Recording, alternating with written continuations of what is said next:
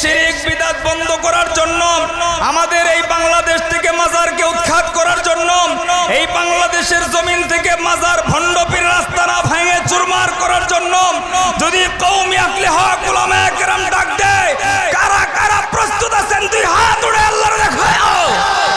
গতকালকে এক ভিডিও দেখলাম, এক বন্ড কইতাছে গাঁজা খাওয়া বলে জায়েজ আছে। 2.2 এরপরে 5 পয়েন্ট গাঁজা আপনি সেবা করতে পারবেন। আর আল্লাহ পাক রব্বুল আলামিন সূরা আর রহমানের মধ্যে বলে ফাবিআইয়া আলাই রাব্বুকুমা তুকাজ্জিমান, তুমি কোন নিয়ামতকে অস্বীকার করবা? গাঁজা আমার আপনার 14 গোষ্ঠীর বাপে কেউ বানায় নাই, এটা কে বানাইছে? আল্লাহ সৃষ্টি করছে, আল্লাহ সৃষ্টি করছে। এখন আমাদের কিছু পাগল আছে, এরা লিমিট খরচ করে ফেলে, যে কোনো জিনিস লিমিট খরচ করাই হারাম। সরকারি আইন আছে আমরা 2.2 গ্রাম গ্রহণ করতে পারবো। এখন আপনি যারা গাঁজা খায় এদেরকে আপনি মদকা দর্পণে দিতে পারেন না? নাউজুবিল্লাহ, আসতে কোন তো এটা খাওয়া দরকার তো। এক মন্ড কই আল্লাহ যদি এটা জায়েজই না করতো তো এটা দিছে কি লিগা? তো গুও তো আল্লাহ দিছে, এটাও তোর লেগে জায়েজ, মায়ে খাইতে থাক বিসমিল্লাহ কইয়া। কথা কই না? অনেকেই কয় এই মিয়া আমাদের দেশে গোটা পৃথিবীতে আপনি যদি মাজার যদি জায়েজ থাকতো তাইলে তো সর্বপ্রথম নবীজির রওজা মাজার বানায় দিত। কথা কয় না? এই জোরে বলেন ঠিক কিনা? আমি শাহালির মাজারে গেছি দেখতে, যায়া দেখি ফালা দইরা গাঞ্জা খায়, পুলিশে তাকায় তাকায় দেখে আরো টহল দিতেছে, মানে পাহারা দিতেছে। তাহলে বাংলাদেশের ম্যাক্সিমাম মাজার গুলোতে গাঞ্জা খা। কথা কয় না? কথা বলেন ঠিক কিনা? সুতরাং এই মাজারের পক্ষে আমরা কখনো থাকতে পারি? এই মেয়ে আপনার বাপ মা যতদিন আছে মনে রাখবেন, এর চাইতে বড় পীর আপনার জন্য পৃথিবীতে আর কেউ নাই। কোরআন হাদিসের একটা আয়াত একটা হাদিসও দেখাইতে পারবেন না যে পীরের ভবন নিচে জান্নাত।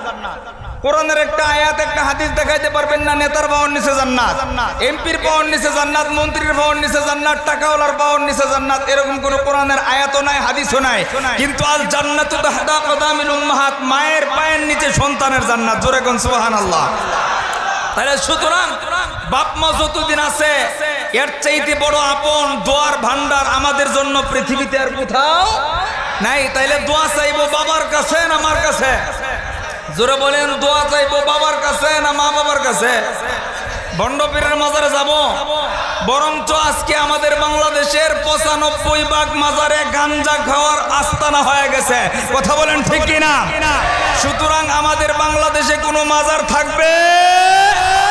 জোরে বলেন থাকবে? এই শিরক বিদআত বন্ধ করার জন্য, আমাদের এই বাংলাদেশ থেকে মাজারকে উৎখাত করার জন্য, এই বাংলাদেশের জমিন থেকে মাজার ভণ্ড পীর আস্তানা ভেঙে চুরমার করার জন্য যদি কওমি আকলে হক উলামায়ে কেরাম ডাক দেয়, কারা কারা প্রস্তুত আছেন? দুই হাত উঠে আল্লাহর দেখাও। আল্লাহ কবুল করুক, বলেন আমিন।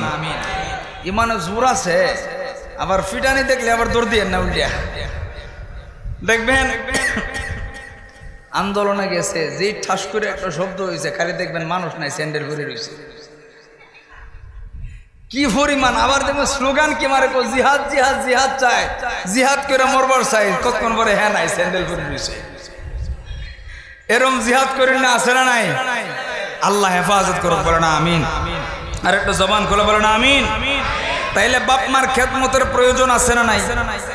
তাদেরকে সন্তুষ্ট করা আমাদের দরকার আছে না নাই? বাপ মা সন্তুষ্ট যদি অর্জন করতে পারি, আল্লাহ এই দুনিয়াতেও কামিয়াবি দিবে, আখেরাতে জান্নাত দিয়া আমাদেরকে পুরস্কৃত করবে। যেরকম সুবহানাল্লাহ। হুমা জান্নাতুকা ওয়া নারুকা, আল্লাহর রাসূল বলেন বাপ মাই তোমার জান্নাত, বাপ মাই তোমার জাহান্নাম। এই মিয়া, পৃথিবীতে কানা লোকের কাছে কেউ বিয়া দিতে চায় না। হাত নাই, পা নাই, লুলা বুবা মানুষের কাছে কেউ মাইয়া বিয়া দিতে, কিন্তু কোন মানুষের ঘরে ভাগ্যক্রমে সন্তানটা কানা লুলা হয়েছে, এলাকার মানুষ আত্মীয় স্বজন ডাক দেয়া কই এই বাচ্চা লুলা কানা এটার লইয়া কি করবে? এটার রাখিয়া বলেন তো, বাপ মাইকে তখন ফালায়া দেয় না আরো বুকে টেনে নেয়? কানা দেখে বাপ মায় ফালাই দিছে, বোবা দেখে বাপ মায় ফালায় দেয়। এজন্য বাবার চাইতে মার চাইতে আপন দুনিয়াতে কেউ, এই পৃথিবীতে যারাই সফল হয়েছে, যারাই প্রতিষ্ঠিত হয়েছে, শুধুমাত্র মায়ের দোয়ার কারণে, বাবার দোয়ার কারণে। কথা বলেন ঠিক কিনা?